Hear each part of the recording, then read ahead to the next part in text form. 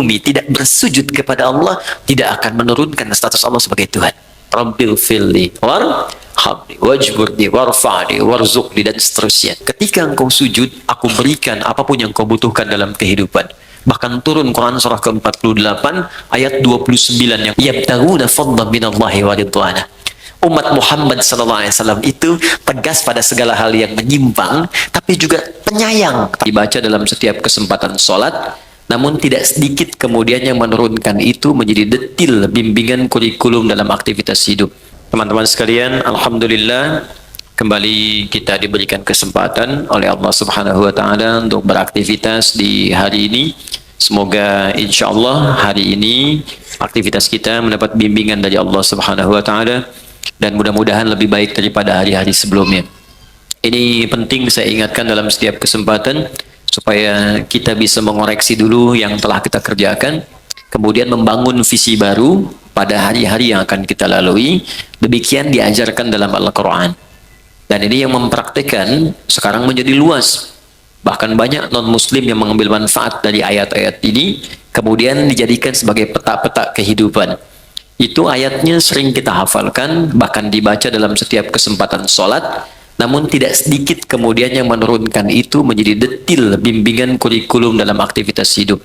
Allah pernah menyampaikan di surah Al-Insyirah itu, فَإِذَا فَرَغْتَ فَانْصَبْ وَإِلَى رَبِّكَ فَرَغَبْ. فَإِذَا فَرَغْتَ فَانْصَبْ. Jika engkau telah menuntaskan aktivitas di hari itu, maka kemudian siapkan untuk yang besok.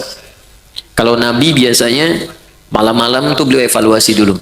Istighfar, mengevaluasi kekurangan diri, di rumah tangga apa yang kurang, bergaul dengan tetangga apa yang harus diperbaiki, bergaul dengan banyak orang apa yang harus dilengkapi. Dari situ kemudian beliau istighfar sampai 100 kali, 70-100 kali. Padahal sifat beliau itu maksum, dijaga dari salah. Hanya apa yang dikerjakan Nabi, kata Allah, sesungguhnya itu bukan sekedar untuk pribadinya beliau, tapi lebih banyak ditunjukkan kepada umatnya. Kalau Nabi kan dijaga dari berbuat salah, kalau kita tidak ada penjagaan.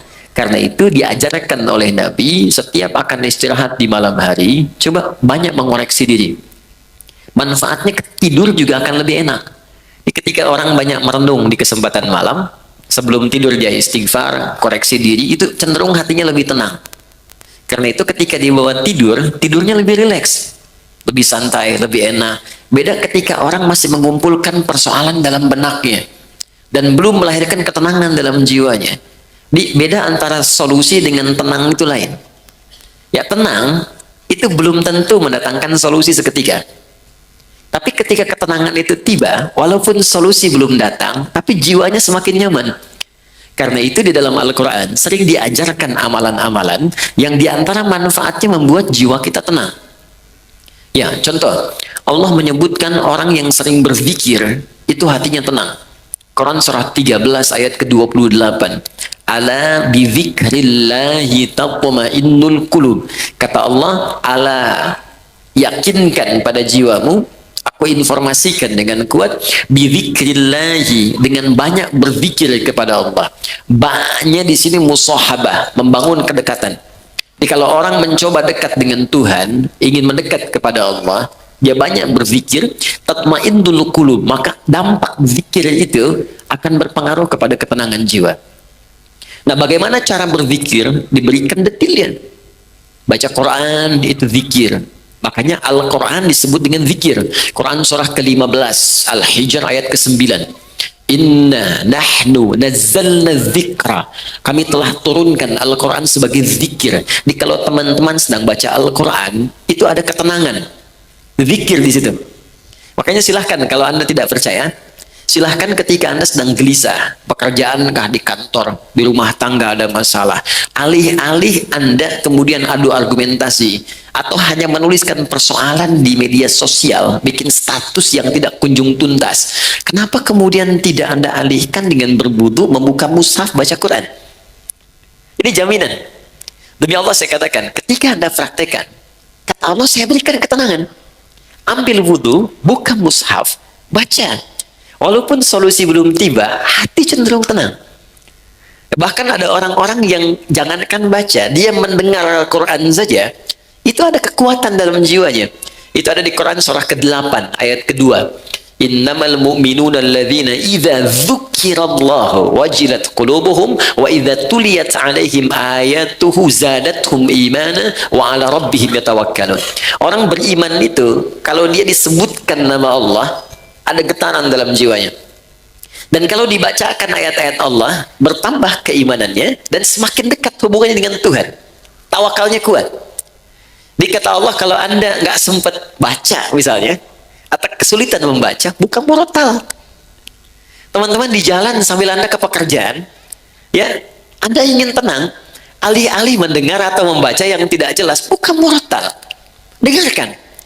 Minimal itu akan membawa ketenangan pada jiwa, kata Quran. Ada bacaan Quran, ada sholat. Sholat itu disebut zikir. Quran surah ke-20 ayat ke-14. Ya innani anallahu la ilaha illa ana fa'budni wa aqimis salata li dzikri.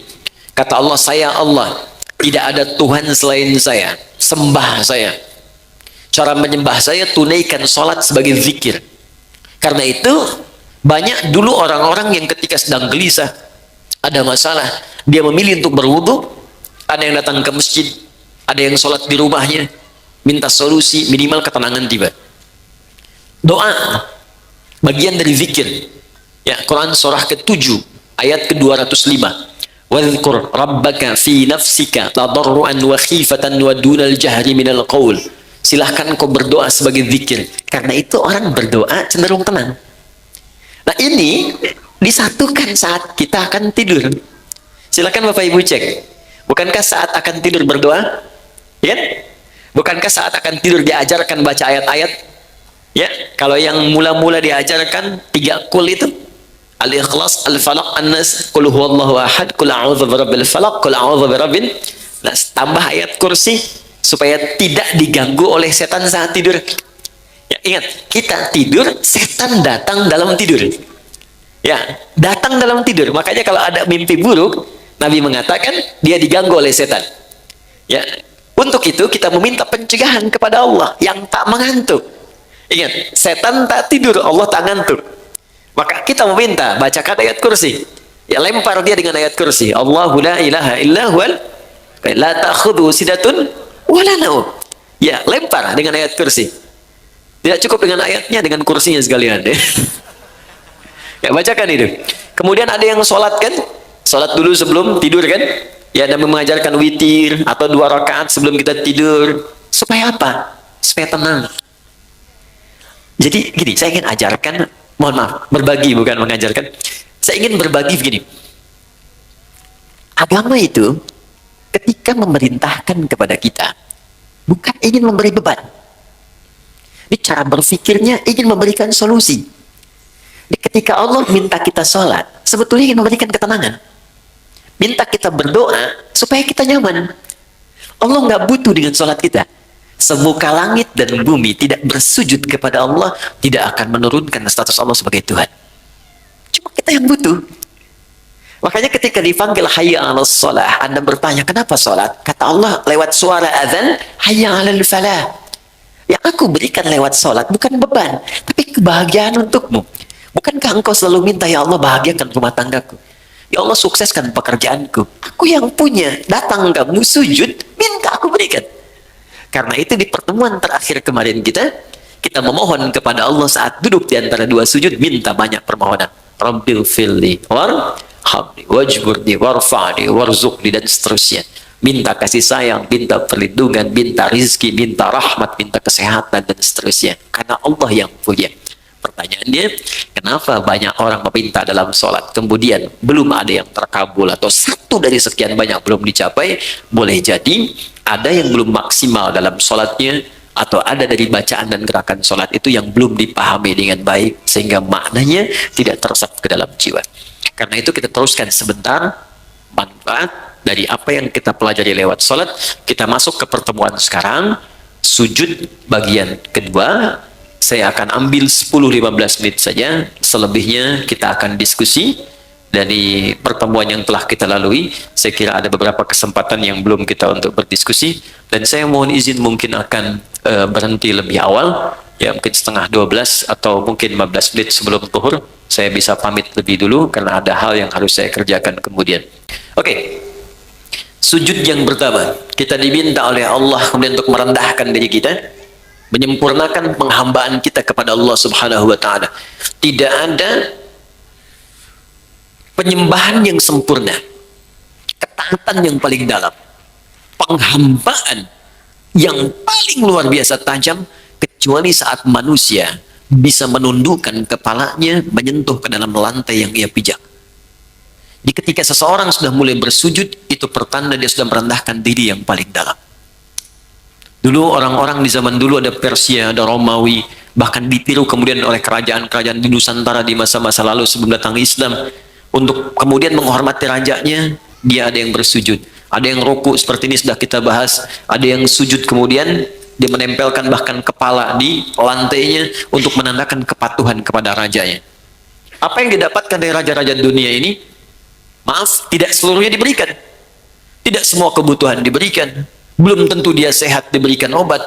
Belum tentu keperluannya diberikan. Belum tentu dia gelisah ditenangkan. Tapi kemudian Allah berfirman, datang padaku, sujud kepadaku. Ketika engkau sujud, aku berikan apapun yang kau butuhkan dalam kehidupan. Bahkan turun Quran surah ke-48 ayat 29 yang pernah kita bacakan di pertemuan lalu. Muhammadur Rasulullah walladzina ma'ahu asyidda'u 'alal kuffar ruhama'u bainahum tarahum ruk'an sujjada yabtaguna fadlan minallahi wa ridwana. Umat Muhammad SAW itu tegas pada segala hal yang menyimpang, tapi juga penyayang terhadap sesamanya. Anda akan lihat mereka sering ruku dan sujud. Saat posisi sujud itulah dia kemudian bermohon kepada Allah semua kemuliaan yang mampu dia dapatkan. Itu tantangan. Jadi begitu Anda merendahkan di hadapan Allah, maka Allah berikan apa yang kamu butuhkan, aku akan berikan. Maka keluarlah hadis Nabi Sallallahu Alaihi Wasallam. Perhatikan baik-baik kalimat Nabi-Nya yang disampaikan dari Ibnu Abbas. An Ibnu Abbas radhiyallahu taala anhuma. Hadis riwayat Ibnu Abbas, semoga Allah meridai kepada beliau dan kepada kedua orang tuanya. An Nabi sallallahu alaihi wasallam, beliau menerima riwayat ini dari Nabi sallallahu alaihi wasallam. Perhatikan kalimatnya, aktsirud du'a. Jika Anda dalam posisi sujud, maka perbanyak permintaan. Doa. Minta, minta, minta, minta, minta. Ada seorang datang kepada Nabi, ya Rasulullah, tolong doakan saya masuk surga. Tolong doakan saya masuk surga. Apa jawab Nabi? Fa'inuni bikasratis sujud. Maka bantu saya dalam doa itu dengan engkau beramal memperbanyak sujud. Bahkan untuk surga pun sujud. Untuk dunia mau minta, silakan. Karena itulah di kesimpulan terakhir, orang yang sujudnya benar, ketika dia sujud menghambakan dirinya, dia katakan subhana rabbiyal a'la. Maha suci Allah yang paling tinggi di antara semua yang pernah dapati dalam kehidupan. Wa bihamdi, aku memujinya. Subhanakallahumma bihamdika Allahumma ighfirli. Aku minta ampun ya Allah kalau selama ini aku salah dalam penghormatan, salah dalam penghambaan. Ampuni saya ya Allah. Maka bangkit dia, didudukkan oleh Allah. Kata Allah, silahkan mau minta apa, aku berikan apapun yang kamu butuhkan. Maka Nabi ajarkanlah duduk di antara dua sujud untuk meminta kepada Allah beberapa permintaan yang kita butuhkan. Rabbighfirli warhamni wajburni warfa'ni warzuqni. Dari sekian yang kita bahas di pertemuan yang lalu, ada 7-8 permintaan. Silahkan minta. Makanya minta dengan hati, jangan cuma di lisan. Ketika Anda mengatakan Rabbighfirli, ingat punya dosa apa. Awas, jangan hambar. Kalau cuma hambar, cuma di lisan. Kalau cuma minta di lisan, itu sudah banyak yang mengerjakan. Ada orang Arab Baduy dulu begitu. Dan dikoreksi oleh Al-Quran. Buka Quran surah ke-49, ayat ke-14.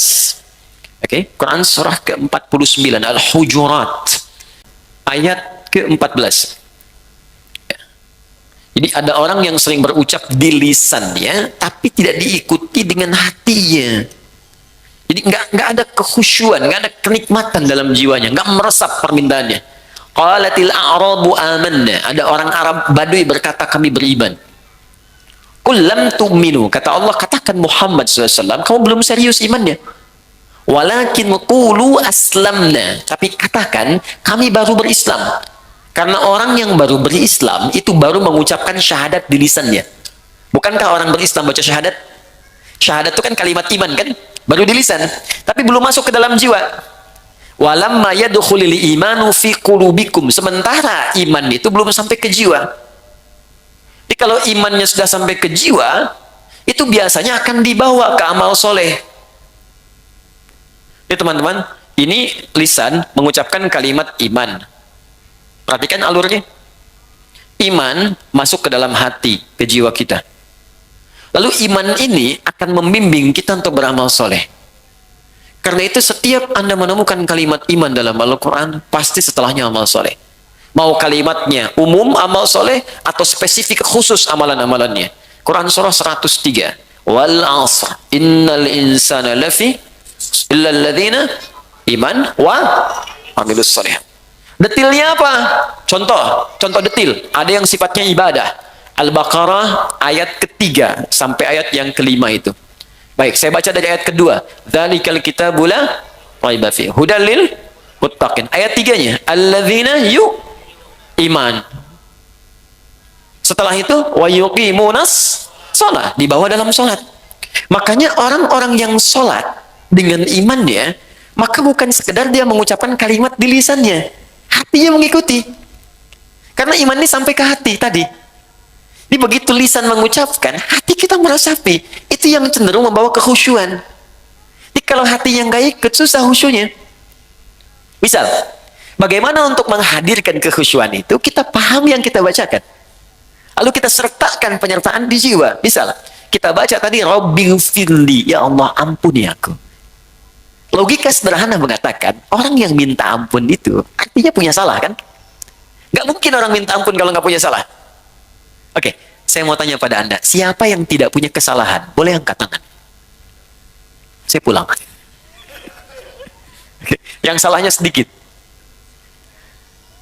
Yang banyak. Oh, saking banyaknya kita susah ngangkat, kan? Berarti ngaku, kan? Kalau mau dirunut lagi, maaf.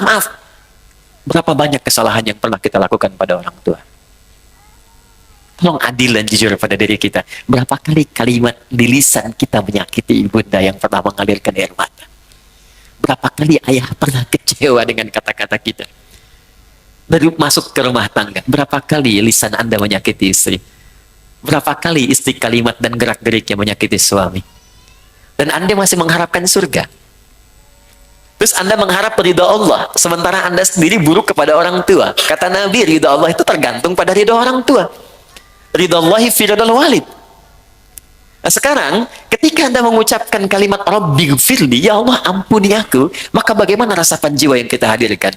Diajarkan oleh para ulama, hadirkan perasaan salah itu. Minta, ya Allah saya salah kepadamu, ya Allah. Kau panggil sholat saya lambat-lambatin, kau minta zakat saya belum kerjakan, ya Allah saya salah, ya Allah pada ibu saya. Bahkan saat akan sholat saya menyakitinya. Ya Allah saya salah pada ayah saya. Mungkin karena ini pekerjaan saya menjadi sering terhambat.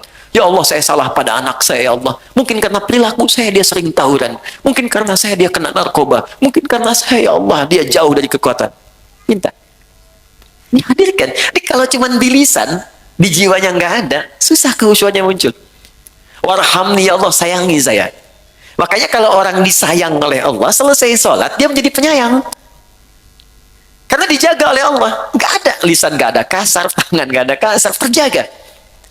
Nah, ini poinnya. Sampai minta rizki, sampai minta macam-macam. Begitu minta rizki, warzukni, hadirkan dalam jiwa. Ya Allah lancarkan pekerjaan saya. Mudah-mudahan dengan pekerjaan ini saya bisa berzakat. Saya pengen haji, ya Allah. Saya pengen umrah, ya Allah. Saya pengen berinfak. Saya pengen membahagiakan keluarga saya. Saya pengen bantu kawan saya. Hadirkan di hati. Berapa banyak Anda sholat, tapi belum menghadirkan semua makna ini. Orang hanya berhenti di bacaan dan gerakan saja. Baca, gerak, dan selesai.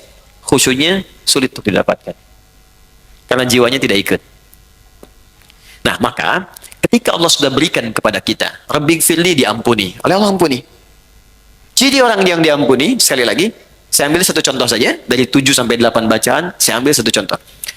Rabbighfirli, ya Allah ampuni saya. Kemudian Allah ampuni. Saat diampuni itu, ciri pertamanya, orang yang diampuni oleh Allah dari perbuatan dosa, maka dia akan dijaga oleh Allah untuk tidak berbuat dosa lagi di kemudian hari. Misal, maaf sekali, ada orang yang matanya mudah melihat hal-hal yang salah. gambar yang tidak dibenarkan, video-video yang tidak tepat misalnya.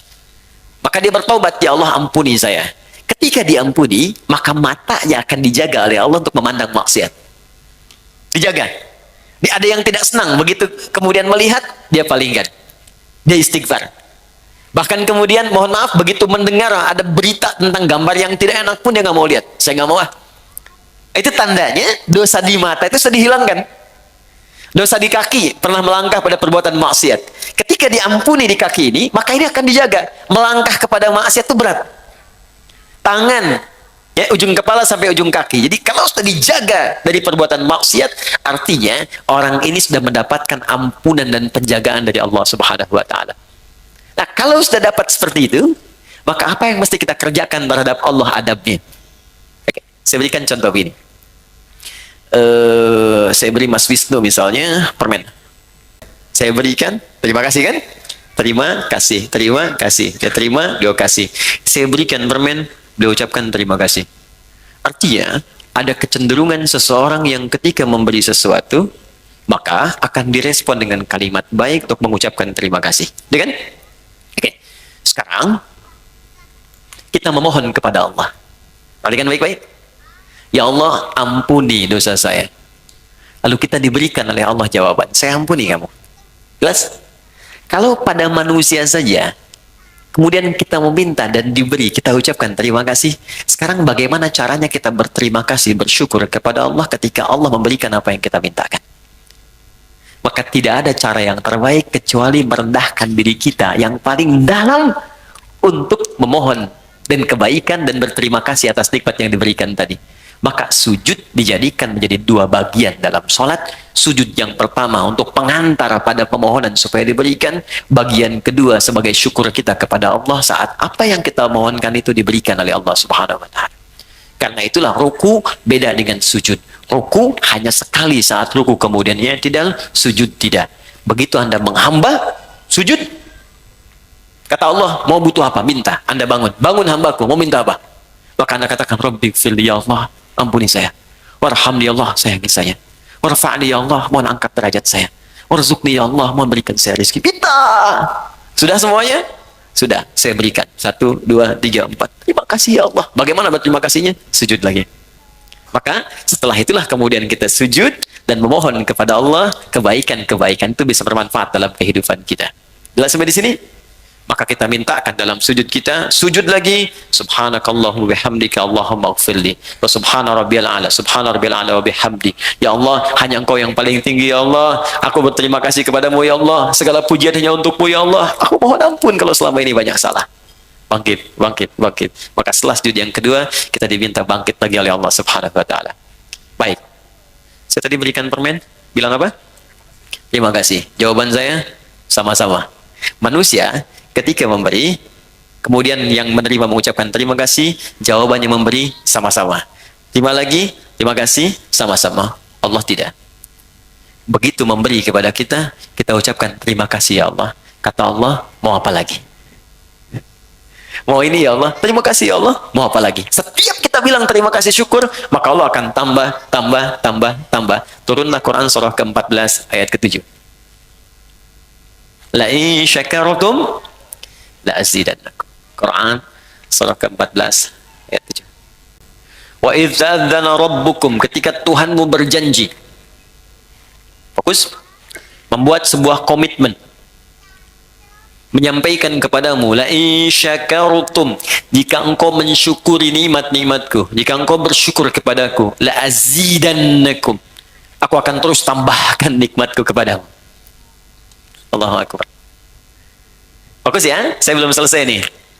Jadi kita sudah sujud, terus duduk di antara dua sujud, minta kan? Kita belajar ilmu hikmah nih. Ini agak sulit mendapatinya. Kita harus kumpulkan beberapa referensi dulu.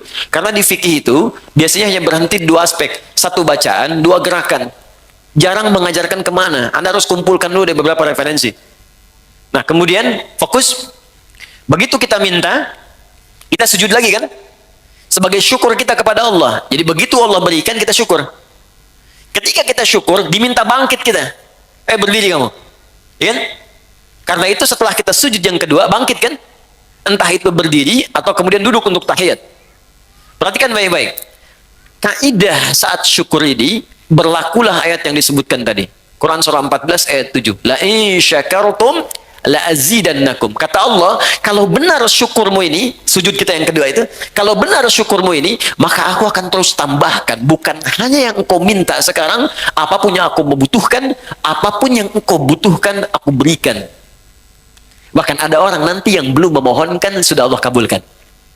Jadi saking tingginya sifat syukurnya, belum dia minta, dia butuh sesuatu, belum dia mohonkan, sudah Allah kabulkan. Ada yang begitu nanti. Nanti kita berikan beberapa contoh-contohnya. Ya, ada untuk perempuan Maryam. Saya berikan contoh yang bukan Nabi, bukan Rasul. Maryam itu kan nggak pernah minta, Bu. Tapi begitu butuh makan, ada makanan. Pengen buah, ada buah. Ada pakaian. Bahkan Nabi Zakaria itu kebingungan.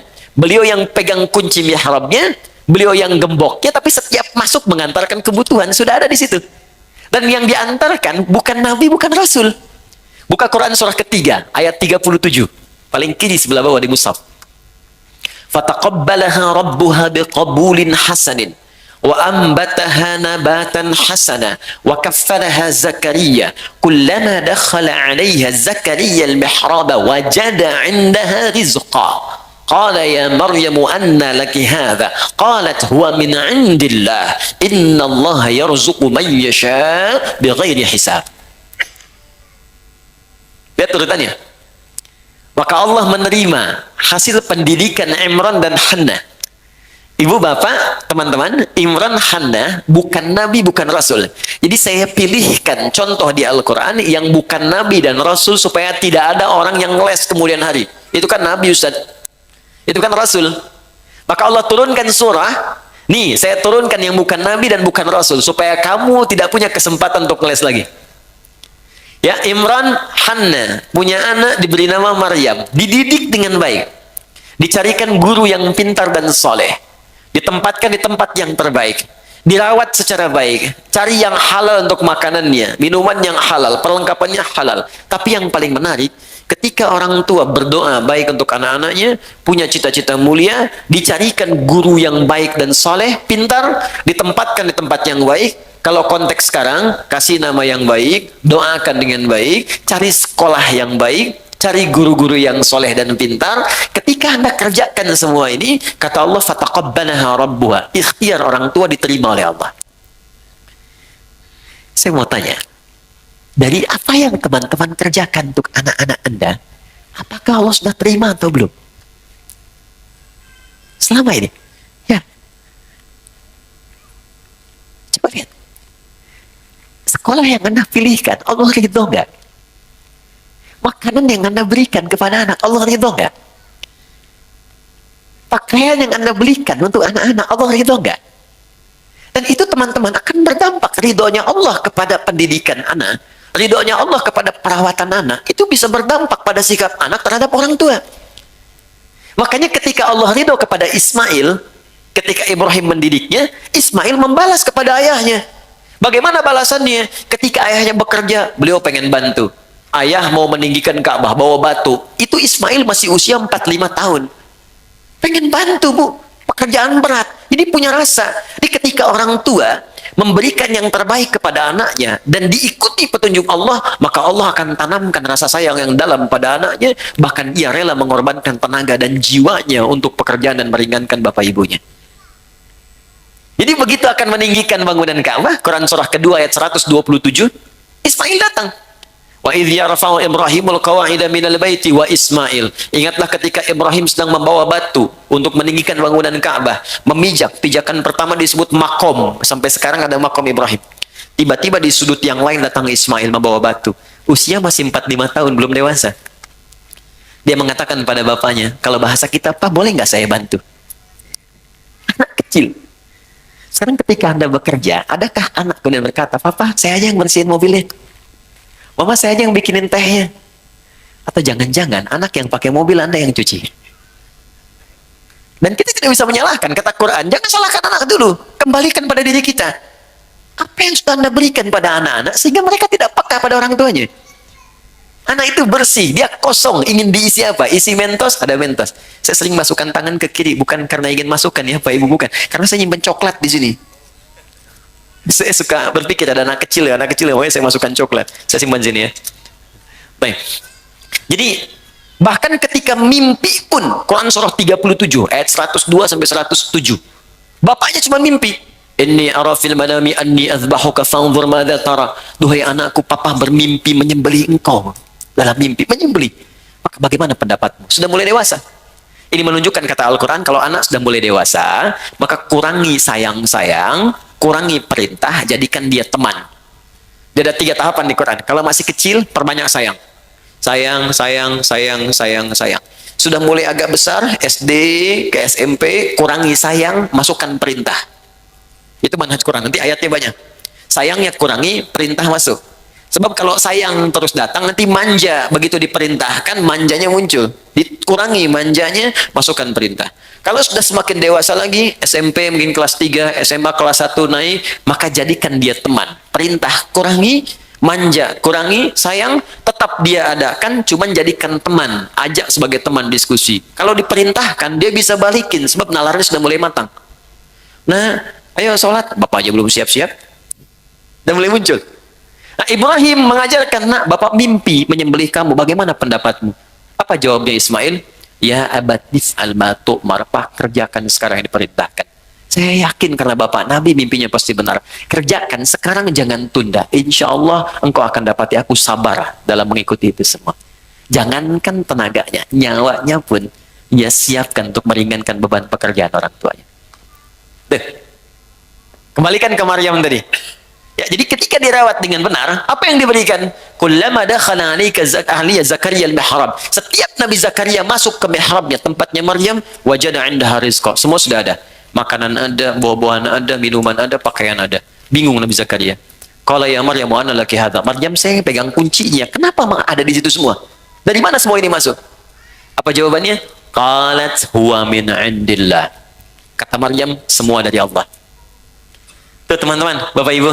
Jadi kalau ada anak dari kecil yang didengarkan padanya kalimat-kalimat baik, Allah, astagfirullah, alhamdulillah, masya Allah, subhanallah, maka lisan itu akan terbiasa mengucapkan kalimat itu di kemudian hari.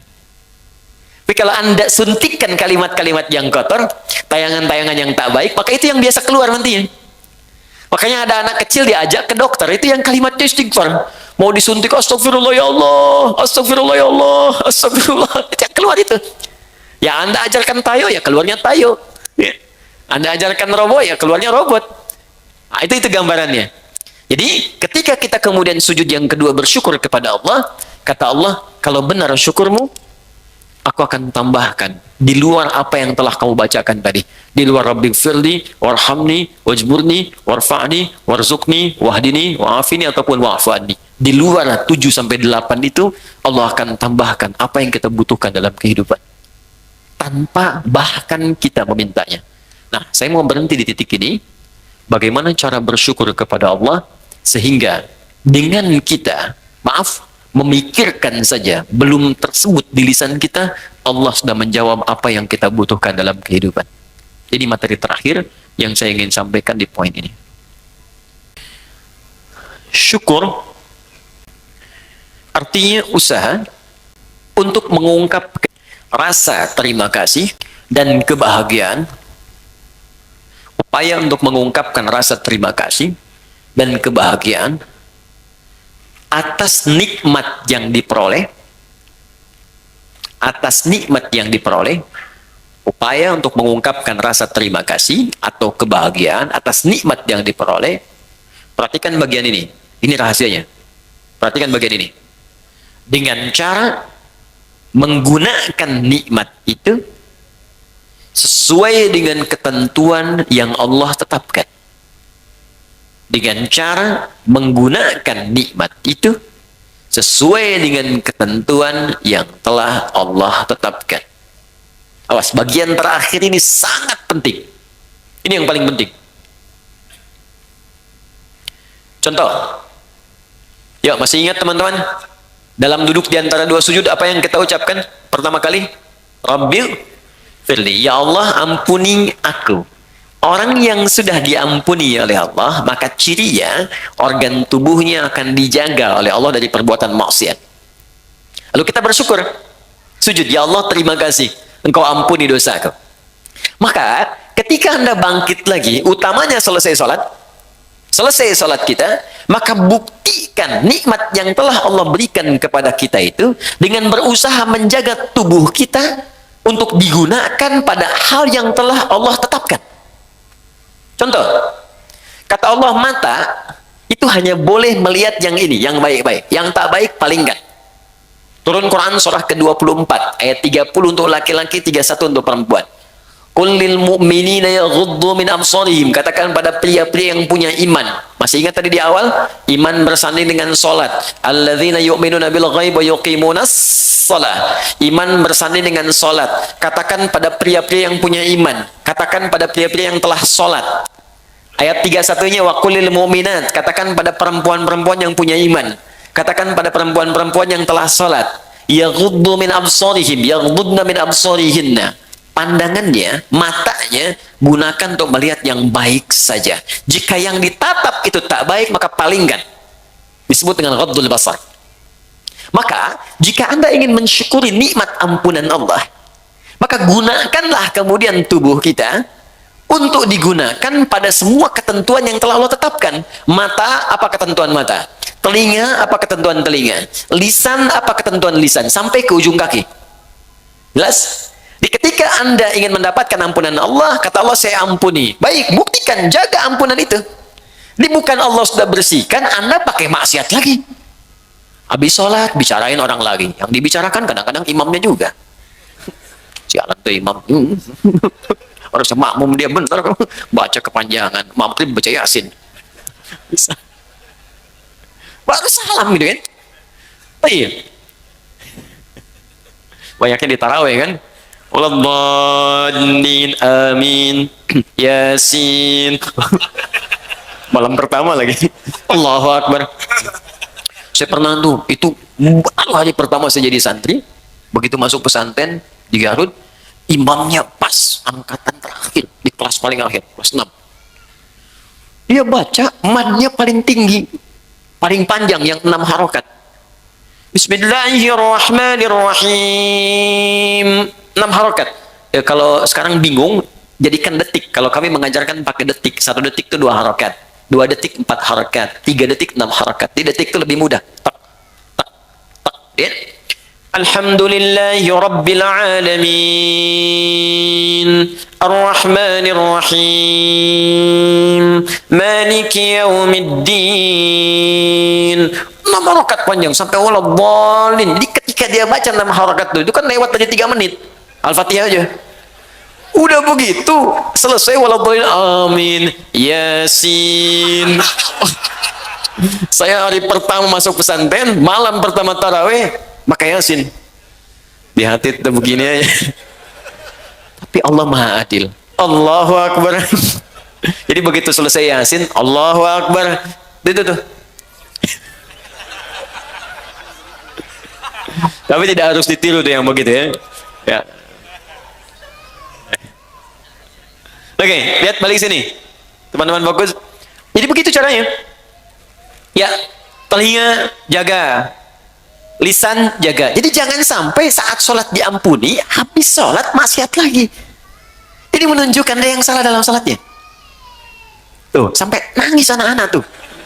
Nah, banyak yang begitu. Kalau ini standar ya. Ini yang sering orang keliru. Rizki bisa materi, uang, benda, pakaian, kendaraan, makanan, rumah, dan sebagainya. Oke, kita praktek dulu, fokus, praktek dulu. Kita minta warzuqni, ya Allah berikan aku rizki. Allah jawab. Dan kadang banyak orang tidak sadar, mungkin kesuksesan yang Anda dapatkan sekarang, itu atas doa Anda saat sholat. Maka pengen punya kedudukan, kata Allah saya berikan. Anda pengen punya harta, saya berikan. Anda ingin popularitas, sukses karir, saya berikan, kata Allah. Tapi berapa banyak yang Allah berikan atas doa yang dimintakan dan dikabulkan itu kemudian yang disyukuri. Anda sujud, bangun, kata Allah syukuri. Sekarang pertanyaannya, Ada orang yang bisa mensyukuri rezeki sampai-sampai lelah ditambah terus, tambah, tambah, tambah. Saking banyaknya tambahan sampai dia merasa dunia kecil. Dan yang paling dahsyat, ada orang yang nggak megang tapi ketika butuh ada. Itu yang kaya. Di saking banyaknya nggak kehitung. Mau makan, ada makanan. Pengen beli buah, ada yang beliin buah. Ada makan, ngajak teman malah dibayarin. Ya, ini apa yang dia kerjakan tuh Allah cukupkan, cukup. Tapi dia aja nggak punya beban. Ya, nggak capek, kendaraan nggak ngurus-ngurus, mau berangkat ada yang jemput. Kadang-kadang dia telunjuk tangan begini, taksi berhenti. Wah, pokoknya luar biasa lah. Betul, pas bayar dibayarin. Nah, bagaimana cara mendapatkan rumus-rumus mudah, dimudahkan oleh Allah? Kata Allah, syukuri. Nah, kembali ke konteks tadi di awal, syukur itu menggunakan nikmat yang Allah berikan sesuai ketentuan yang Allah tetapkan. Contoh, maaf, saya tidak bermaksud untuk menyampaikan hal-hal yang kurang berkenaan, tapi ini untuk introspeksi kita. Allah katakan, cari pakaian untuk menutupi aurat. Anda minta, ya Allah, warzuk, diberikan saya rezeki. Kata Allah, ini saya kasih. Oke. Dari pemberian itu, Anda berikan pakaian. Kata Allah, bentuk syukur dari pakaian itu, engkau gunakan untuk menutupi aurat. Satu. Berapa banyak kemudian, dari hamba yang Allah berikan rezeki itu, justru membeli pakaian yang membuka auratnya. Orang tuanya tertutup, tapi anaknya terbuka. Jadi kalau dari kecil Anda tanamkan kepada anak, diberikan pakaian yang membuka auratnya, bagaimana saat dewasanya? Itu baru pakaian. Yang kedua, silakan lihat. Kata Allah, gunakan pakaian itu untuk engkau gunakan menampil dengan sempurna saat ibadah. Menghadap kepadaku dengan pakaian yang indah. Turun Quran surah ke-7 ayat 31. Ya bani Adam khudhu zinatakum 'inda kulli masjid. Hei anak cucu Adam, jika ada panggilan dari masjid, maka kenakan pakaian terbaikmu. Saya mau tanya, panggilan apa yang muncul dari masjid? Allahu Akbar, Allahu Akbar. Makanya orang khusyuk itu di pertemuan yang lalu, masih ingat?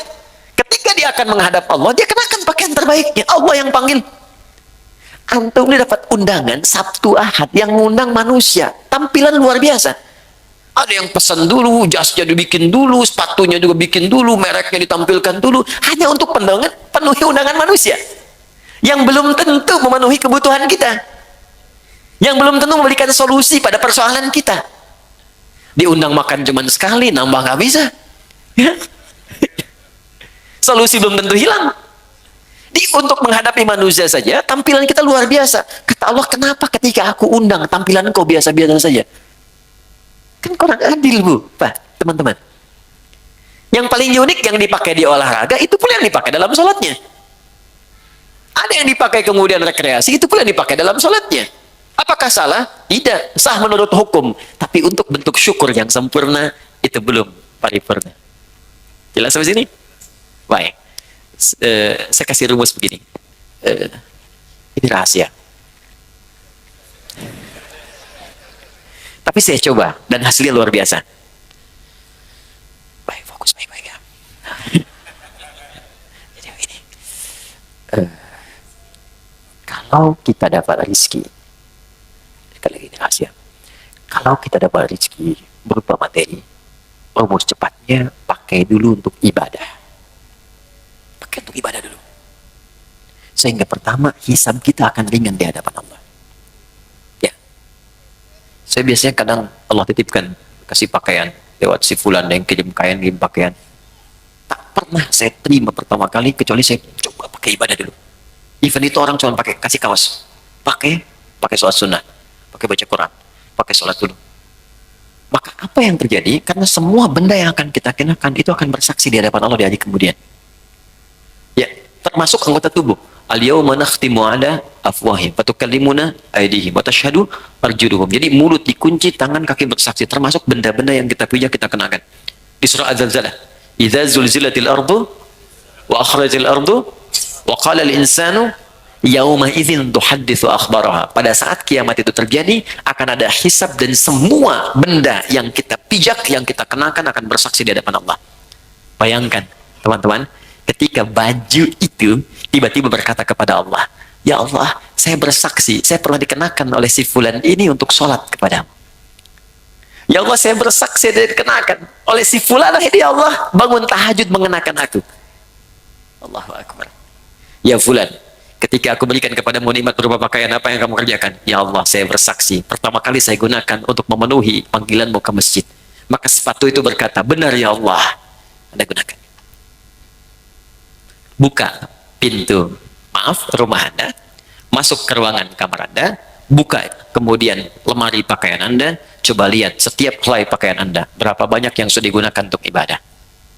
Jangan-jangan ada di antara pakaian itu yang hanya dipakai untuk digunakan maksiat saja selama hidup. Maka saran saya, cepat tutupi dengan ibadah sebelum dia bersaksi di hadapan Allah dan memberatkan timbangan Anda pada keburukan. Anda sudah minta motor, sepeda aja belum bisa membawa Anda ke masjid. Ya Allah, aku pengen motor. Kamu ini gimana? Minta motor, beban kamu akan berat. Sepeda aja belum mampu mengantarkan kau ke masjid. Itu si fulan, sepeda dia nggak punya, motor nggak pernah mimpi, mobil nggak pernah berharap, kakinya bisa dipakai mengantarkan dia ke masjid. Jarak dia ke masjid 2 kilo. Kamu cuma 20 meter ke masjid. Sepeda sudah saya berikan, motor sudah saya limpahkan, mobil saya anugerahkan, mereknya bermacam-macam, belum mengantarkan kau juga.